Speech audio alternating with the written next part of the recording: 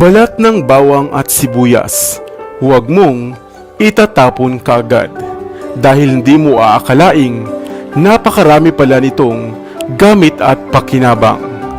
Hello, what's up? Your best here. Sa video nating ito ay mamangha sa mga nag-uumapaw palang gamit nang itinatapon lamang nating mga balat ng bawang at sibuyas. At tiyak kong pagkatapos ng videong ito ay magdadalawang isip ka na at hindi mo na nga ito agad itatapon pa. Alam mo na ba ang mga kakaibang gamit ng balat ng bawang at sibuyas? Madalas na gamit natin sa pagluluto ang mga sangkap na ito. Subalit ang mga balat nito o ang mga outer skin ay sa basurahan nga lamang ang lagpak. Kaya naman halika at isa-isahin natin ang marami pala nitong gamit. Alam mo ba na maging ang mga balat ng bawang at sibuyas na animoy mga papel ay napakarami palang nutrisyon at mga bitaminang tinataglay. Mayaman nga ito sa vitamin A, vitamin C, vitamin E, at isang mainam na source ng antioxidants. Nagtataglay rin ito ng flavonoids, partikular na nga ang quercetin, at isang mahusay pala itong anti-inflammatory agent. Maaari mo nga itong isama sa mga sabaw o mga ginagawang soup at stews upang magdagdag ng lasa at sustansya. Maaari mo rin itong ipatong sa inyong sinaing o sa nilulutong kanin upang magdagdag ng kakaibang aroma at extra vitamins sa kanin. Maaari mo rin itong patuyuin at pinuhin o durugin upang maging pampalasa at powder sa mga pagkain at tinapay. Nakaalis din ito ng sakit sa kalamnan o ng mga muscle cramps. Ang pinakuluang balat ng sibuyas o bawang ay inumin bago matulog upang makaiwas rin kayo sa pulikat. Isang mainam rin palang natural na pampatulog ang tsaa buhat sa balat ng bawang at sibuyas. Ilagay lamang ang mga balat nito sa tasa ng mainit na tubig at inumin ito bago matulog upang ma-promote nito ang natural na gana at himbing sa inyong pagtulog. Ang mga balat din nito ay mahusay sa pagpapataba ng inyong mga paboritong pananim.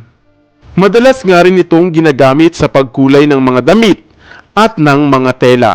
At kung hindi mo pa nga batid, ay pangkulay rin ito ng ating buhok. Magpakulo ka lamang ng balat ng sibuyas sa loob ng 1 oras. Palamigin ito magdamag at kinabukasan nga, ibabad ito sa buhok sa loob ng 30 minuto upang ma-achieve mo nga ang golden brown na kulay ng inyong buhok. Makatiba ang inyong paa sa alipunga? Maaari mo ring gamitin ang tubig na pinagpakuluan ng mga balat ng sibuyas at bawang. Hindi ba't may mga kakaiba pa palang gamit ang mga balat ng sibuyas at bawang? Kaya naman sa susunod ay maaari mo na rin itong subukan. Ikaw, itinatapon mo rin ba ang mga balat ng bawang at sibuyas?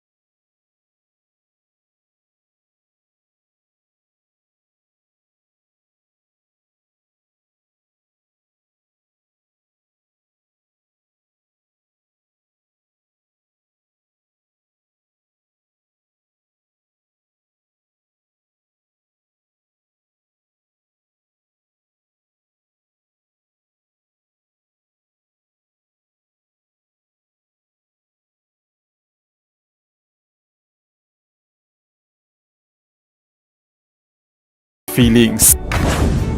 Subalit kung ayaw mo pa rin ng hilaw na sibuyas, ay maaari mo pa rin i-enjoy ang iyong normal na ginagawa at gamit nito bilang pampalasa sa iyong mga niluluto.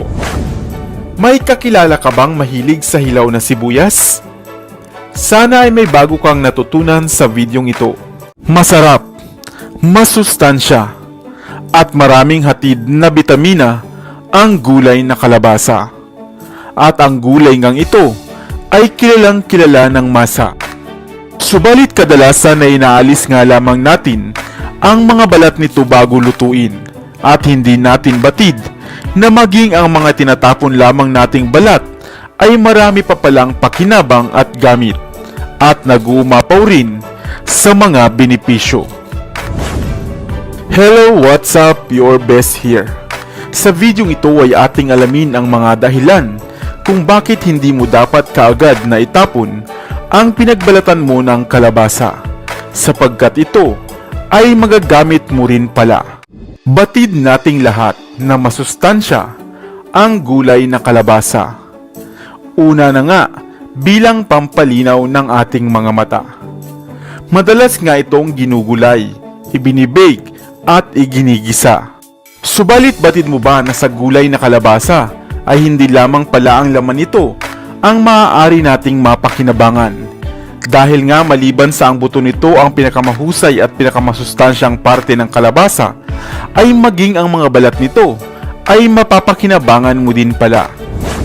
Ang kalabasa nga ay halamang kauri ng pamilya ng mga kukurbita. Mayroong 5 klase ng kalabasa ang kilalang makakain at kadalasan nga nating ginagawang gulay. Subalit may isang parte ng kalabasa ang madalas ay inaalis nga at itinatapon lamang bago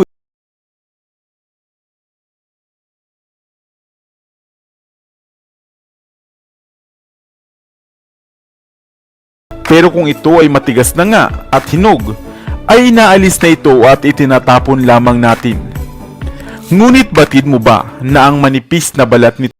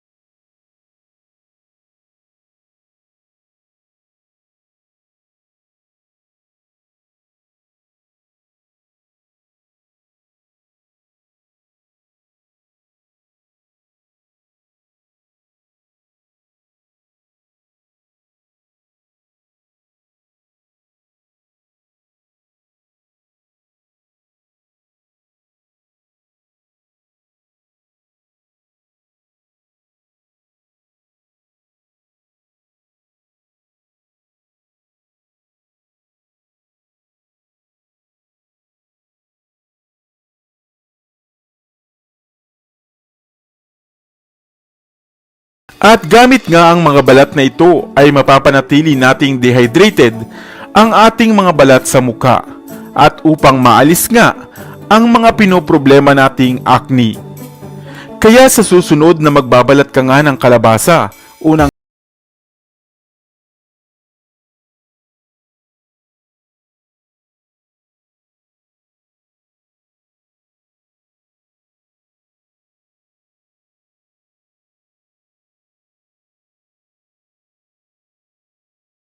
na ay may bago kang natutunan sa videong ito. Dito na sa Best TV, tayo ay matuto. Utak mapuno ng bagong kaalaman. Dito na sa Best TV, tayo ay lumibot. Lihim na mundo ay ating matuklasan. Dito yan sa Best TV. Dito yan sa Best TV. Dito yan sa Best TV. Sapagkat lamang ang laki may alam. Dito yan sa Best TV. Tara bes, sabay-sabay tayo na matuto. Pagkat dito sa mundo lamang ang siyang marunong. Ating utak sa linya ng panibagong dunong. Mga bagay na sa buhay ay makakatulong. Mga sikretong